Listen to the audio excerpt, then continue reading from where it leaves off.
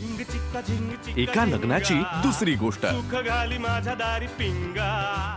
अहो त्या व्हॅलीमध्ये ना 368 मंदिरं आहेत.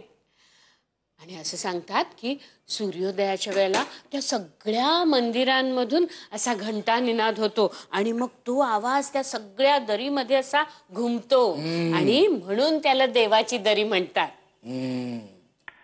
ओ तुम्ही खरंच माझं ऐकताय का नुसतं करताय? ऐकतोय की ऐकतोय. काय म्हटलं मी सांगा. हा देवाची दरी घंटानाद. हो हो कशाला म्हणतात देवाची दरी? दरीला देवाची. अगं हा केरळामधलं तू सांगत होती. कपाळ माझं. इतका वेळ मी तुम्हाला कुलू व्हॅली बद्दल सांगते आणि तुम्ही कुलू खरंच होते. ते दोघं कुलू मनालीला गेले असते तर काय छान झालं असतं. देवकी आता तुझ्या म्हणण्याप्रमाणे ते कुलू नाही तर केरळाला जात आहेत ना. हा अगं आजकालच्या मुलांना ना करिअर खूप महत्वाचं असतं. हो पण ते विसरतात. करिअर कशासाठी करायचं? घरासाठीच ना. करिअरच्या मागे धावत राहायचं. घर आलं तरी थांबायचंच नाही. मी सांगतो हे दोघ जण मला त्यातले वाटत नाही.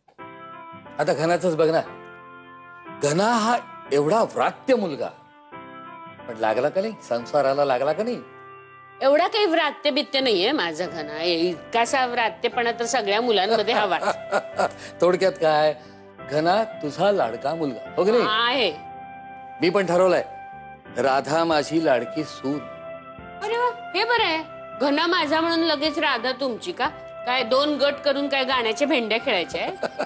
हे ऐक नाही देवकी मी काय म्हणतो ते केरळला जातात. आपण दोघं कुलू मनालीला जाऊया ना. हे नाहीतर तू घनाच्या लग्नाच्या आधी म्हणाली होतीस की घनाचं लग्न झालं की आपण दोघ जण कुठेतरी सहलीला जाऊया. शिवाय तुला कुलू मनालीची इत्थंभूत माहिती आहे. कसं खरंच जाऊया. आत्ता जाऊया म्हणायला काय जातंय?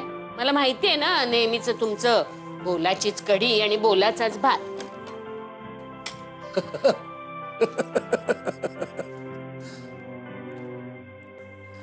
आता आपल्या घरात लोकांच्या सेन्स ऑफ ह्युमरला ऊत येणार आहे. म्हणजे सुप्रिया काकू आणि दिग्या काका तर विचारूच नकोस. मला वाटतं गुरु आपल्याला रोज एक वाचायला कविता लिहून देईल. बरोबर चहा बरोबर एक एक घ्या म्हणून. आणि सल्ले सगळे उठसूट सल्ले देणार. मी तुला सांगतो या जगात जर कुठल्या गोष्टीचा मला सगळ्यात जास्त राग येत असेल ना तर ते हे फुकट मिळणारे सल्ले आहेत. नाही पण द्यायला आवडतात तुला सल्ले इतरांना.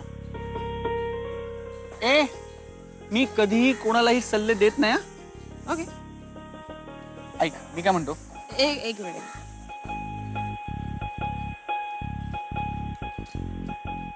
ठीक आहे तुझा सल्ला ऐकायला सज्ज झाले.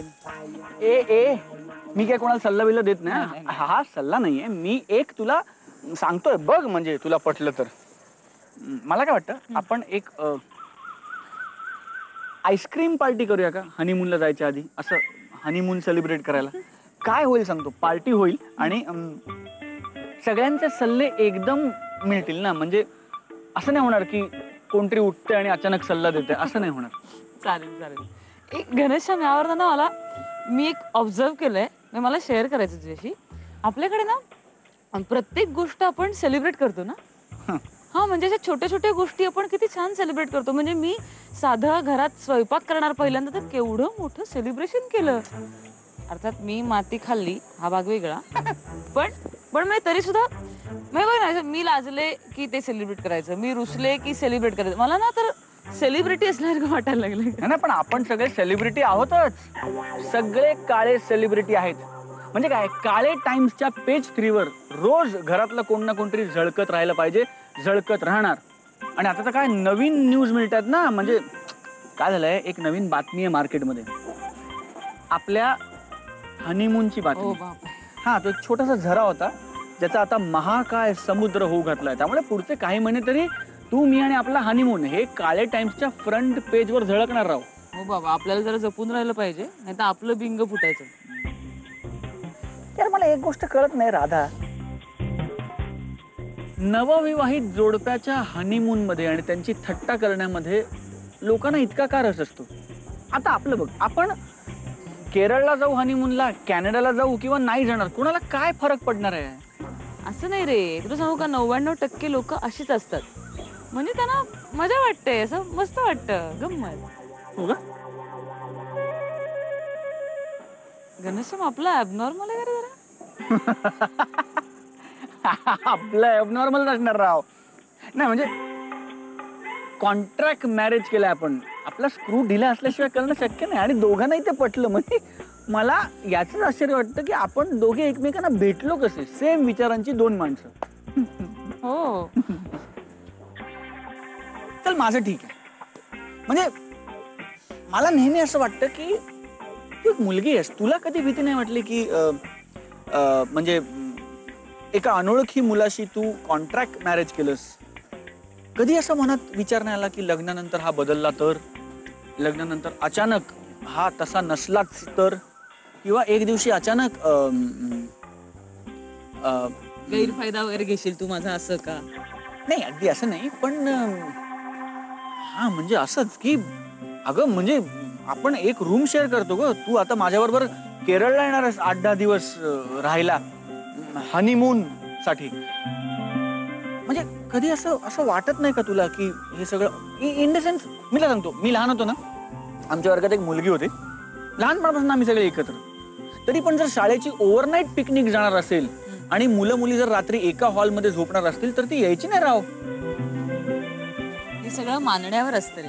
म्हणजे बघ, आपल्या मनात असेल ना तर काहीही होऊ शकतं, पण मनात जर नसेलच ना तर काहीही होत नाही. बरोबर. आणि घनश्याम, मी काय अशी कोणाही बरोबर नसते राहू शकले. तू आहेस म्हणून राहते मी. माझा विश्वास आहे तुझ्यावर.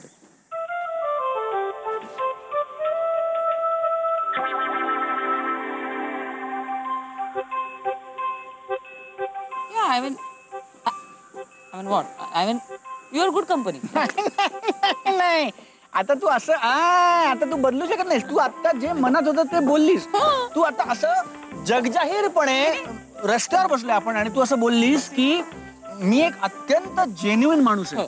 नाही मी तू म्हणालीस तुला फक्त शब्दात मांडता येत नाही, ते मी मांडतो की मी एक अत्यंत सुसंस्कारी, सुस्वभावी, सभ्य, साधा, सरळ मार्गी, अबोल, निरागस, यापेक्षा जास्त नाही. तू एक ऐक असं म्हणलीस. तू असा माणूस आहे मी. राधा, स्वतःबद्दल जरा गैरसमज जास्त आहेत तुझे, पण ठीक आहे. मला असं म्हणायचंय की तुला संधी मिळेल तर तू मुलीचा गैरफायदा घेऊ शकणार नाहीस. करेक्ट आहे. एक मिनिट, काय काय म्हणायचंय तुला? म्हणजे मला असं म्हणायचंय की तुझ्यात तेवढं डेअरिंगच नाहीये. अजून तू ओळखलं नाहीस मला. हॅलो, मी जर मनात आणलं ना तर तुला इतका घाबरवू शकतो की घरी जायला लागेल तुला घाबरून तुझ्या घरी जायला लागेल. तू अजून माझं असं रौद्र रूप पाहिलेलं नाहीये. मी तुला नीट वागवतो. मी पुरुष असल्याचं तुला जाणीव करून देत नाही. मी तुला फार असं तू अरे पळून गेली असतेस. तू पळून मान्य नाही. तू मला रौद्र रूप पाहिलेलं नाहीये. माझ्या डोळ्यात घाबरतात मुली, माझ्या डोळ्यात बघायला. राधा, पण नाही बघ आता तू बघ, तुला सांगतो मी. राधा, मी सांगतो. तू आता तुला पटलंय का? तुला मला पटलंय. मला नमस्कार करून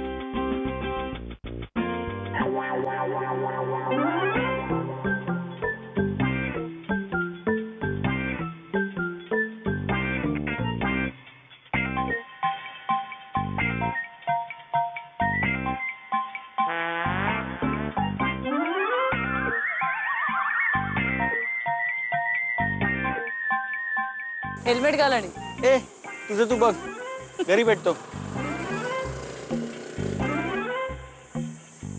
रिक्षा.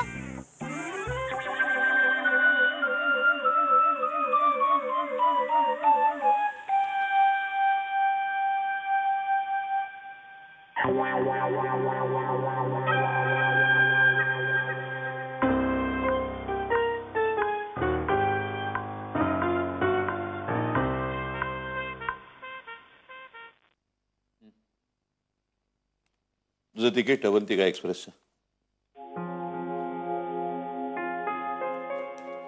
खरं तर तुला असं एकट्याला टाकून जायचं जीवावर आलंय माझ्या. तू येतोस का माझ्यावर इंदोरला? तसं काय शक्य आहे बेबी? का शक्य नाही?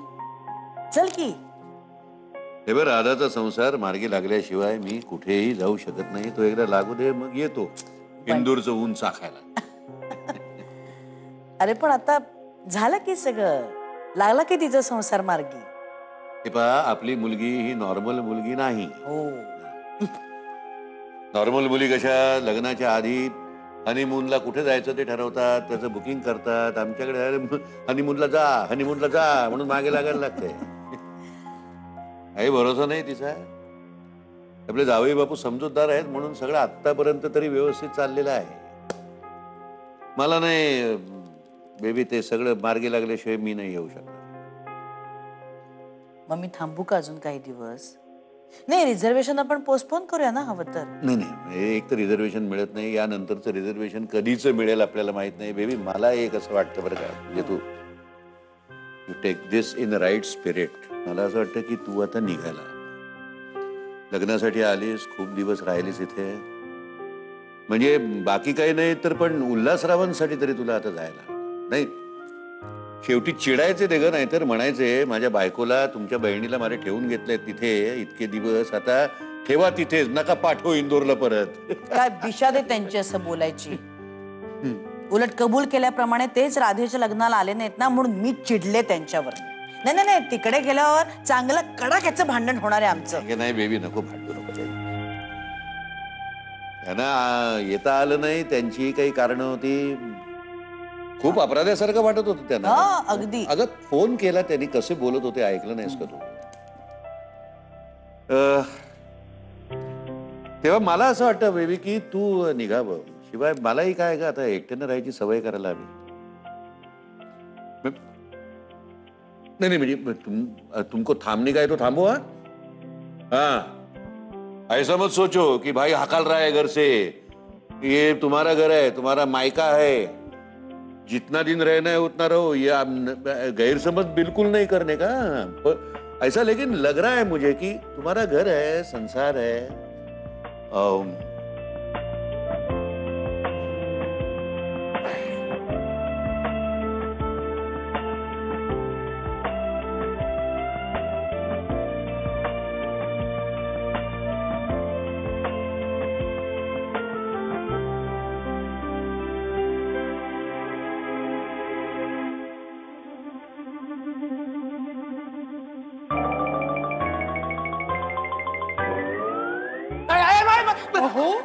तुम्ही स्वतःच्याच घरात काय घाबरता? काय झालं? मला सांग, घरची परिस्थिती कशी आहे? वाहन सामान संपलंय सगळं. म्हणजे तुम्ही या महिन्याचे पैसे नाही ना दिलेत मला, त्यामुळे भरून नाही झालंय का? सुप्रिया, काय? मी ह्या परिस्थितीबद्दल बोलत नाहीये. मला सांग, नैऋत्येचे मौसमी वारे ईशान्येकडे व्हायला लागले. भूगोलात काय शिरताय एकदम? काय झालंय काय? तुला कळेल असं विचारतो मी. मला सांग, तुला असा खळ खाळ खुळ म्हणजे असा टीव्ही फुटल्याचा आवाज वगैरे आला का? टीव्ही फुटल्याचा? हा, नाही? किंवा मग असा वरवंटा असा फरशीवर पडल्यावर फरशी फुटली खडाक वगैरे असा काही आवाज तुला ऐकू आला काय? काय केलंय? काय काय केलंय? कोणी? तुम्ही. हे बघा, मी टीव्ही फोडेपर्यंत तुम्ही काय केलंय?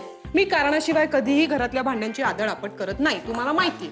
अगं, तू चिडल्यावरती भांडल्यावरती तू भांडी आपटत असशील, पण राधा काय करते आपल्याला माहिती नाही ना. अरे देवा, म्हणजे हे सगळं खाळखूळ हे सगळं राधाच्या रेफरन्सने? राधाच्या रेफरन्सने. का? काय झालं? भयंकर. त्यांच्यात भांडण झालंय घनात आणि राधा. राधा आणि घनामध्ये पहिलं भांडण, नवरा बायको मधलं पहिलं भांडण झालं बाबा, झालं एकदाच. मी ना देवाला साखरच ठेवणार आहे आज. तू तू तू तू मला सांग, तू आज दिवसभर कुहू बरोबर होतीस का? अहो, मग काय काय मी काय विचार करतोय, तू कुठला विचार करतेस, काय चाललंय? सॉरी पण जरा मज्जा हो, नवरा बायको मध्ये भांडण झालं. कसली मज्जा? मी माझ्या डोळ्यांनी बघितलंय घनाला असं रस्त्यावरून जाताना. त्यांनी तिला सोडून दिला आणि ती उभी अशी, आणि तू निघून गेला. घना राधाला रस्त्यात एकटीला सोडून निघून गेलाय. अरे देवा, एवढं भयंकर झालंय का? छे छे, माझ्या बाबतीत असं काही झालं असतं ना, मी नसतं सहन केलं. माझा नवरा जर माझ्याशी असा मी त्याला तेच समजावायला चाललोय की बाबा रे, स्वतःच्या बायकोशी असं नाही वागू. हा म्हणजे बायकोवर प्रेम करावं हे असं रस्त्यात टाकून जायचं. हो ना, तुम्ही समजावा त्याला. हो मी तू तू काही काळजी करू नको पण हा, तू ही बॅग पकड.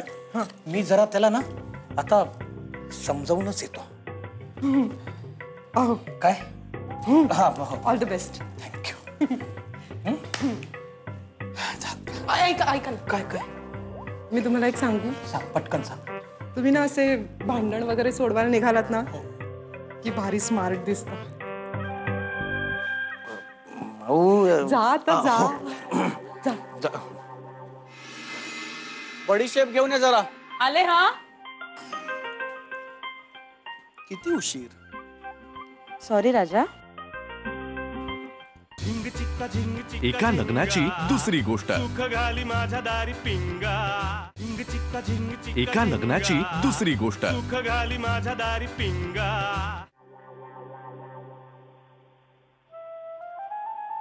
घना कशावरून भांडलास तिच्याशी. कोणाशी? कोणाशी? अरे राधाशी. मी माझ्या डोळ्यांनी पाहिलंय तू असा भुर्रकन निघून गेलास आणि ती उभी होती बिचारी. काय? आणि हे तू पाहिलंस? मी माझ्या स्वतःच्या डोळ्यांनी पाहिलेलं आहे. तू स्कूटरवरून असा निघून गेलास आणि ती उभी होती रे बिचारी. आणि सगळं ऐकलंस पण? ऐकलं नाही. मला ऐकू आलं नाही रे काही. तू ऐकलं नाहीस? नाही.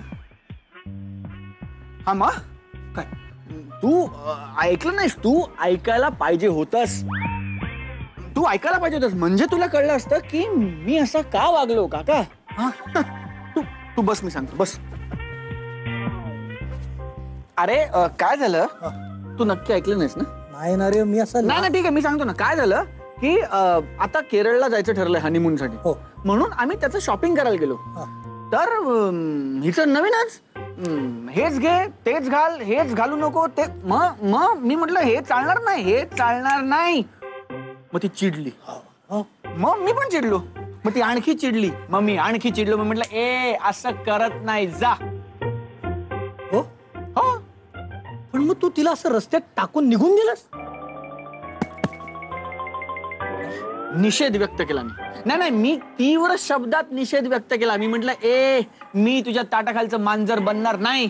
असं नाही होणार की तू मला असं असं असं असं कणकेसारखं मळणार, असं पोळपाटावर आपटणार, असं लाटण्याने लाटणार, तुला पाहिजे तेव्हा असं असं असं टाकणार गॅसवर आणि मला अशी भाजून माझी पोळी करणार. म्हटलं जमणार नाही, हे मी करणार नाही. तू हे बोललास? मी हे बोललो, ते बोललो आणि तेही बोललो. अरे म्हणजे तुम्ही दोघांनी मला जे ट्रेनिंग दिलं ना काका, ते काय सोडतो की काय? एक एक गोष्ट वाजवून ऐकवली मी तिला. अरे इतकं नाही आमचं बोलणं मनावर घ्यायचं रे. अरे कसं आहे की आपण आपला बाणेदारपणा ठेवून द्यायचा. हे बघ, मी शेंगा खाल्ल्या नाहीत, मी टरफलं उचलणार नाही. अरे बाळ, ते त्या परिस्थितीत योग्य होतं, पण इथे नवरा बायकोच्या संसारात हे लागू पडत नाही रे. हा, इथे कसं होतं की शेंगा सोलायच्या, तिला असे दाणे भरवायचे आणि आपणच ती टरफलं असे केराच्या डब्यात टाकायचे. अरे तू ना वाघाला जखमी केलेलं आहेस राव. मला सांग, राधा रडली? नाही बघा, रडली बिडली हा? नाही रडली? नाही. अश्रू? नाही. अरे तू ना असं नागिणीच्या पायावरती असा शेपटीवर असा पाय दिलास. काय सांगतो? हो, आता ती फणा काढणार. काय सांगतो? मग ती मला ओरडणार. हो. नाही पण मी पण ओरडू शकतो ना. काय? नाही तुम्ही ट्रेन केलंय मला. मी सांगेन की दिगा काका मला बोललाय असं चालणार नाही. नाही मी सांगा ना. मी तर म्हणतो, मी राजा ठणकावून सांगतो, मी हे करणार नाही. तुमचं ट्रेनिंग वाया जाऊ देणार नाही. तुम्ही जसं शिकवलंय, तुम्ही जसं सांगितलंय, तुझ्या नावावर खपवत. राधा तुझं ऐकते, ऐक बरं. दिगा काका नाही दिगा काका.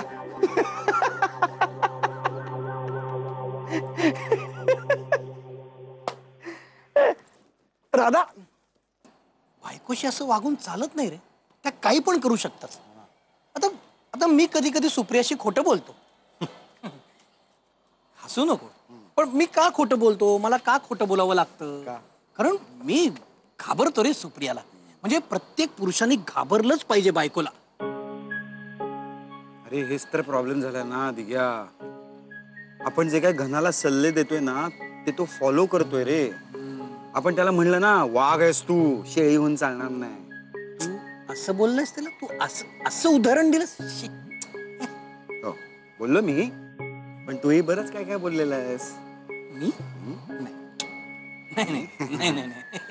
सीडी आहे घनाकडे, सांगू त्याला सुप्रियाला दाखवायला. अरे मी कॅज्युअली बोललो होतो, त्यांनी फारच सिरियसली घेतलं रे.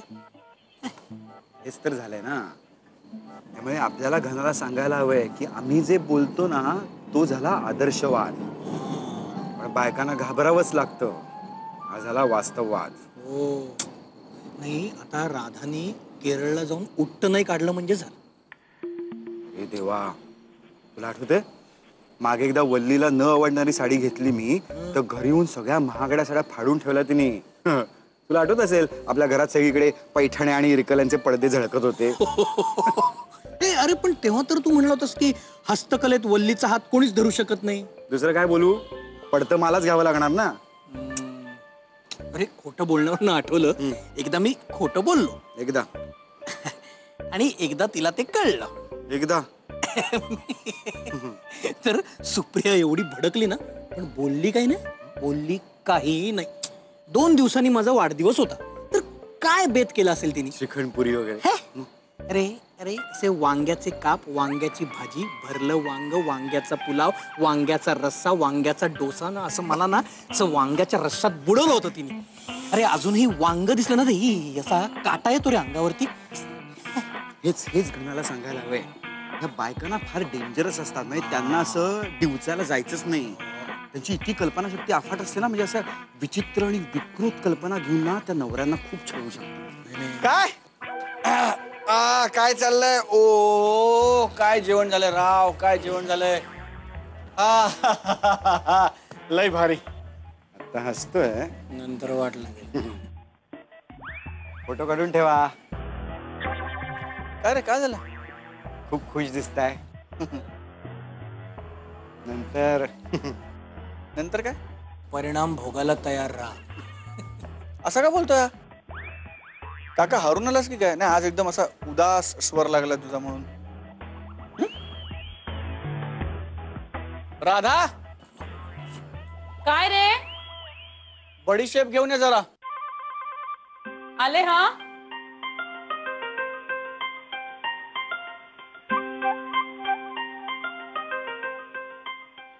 किती उशीर. सॉरी राजा.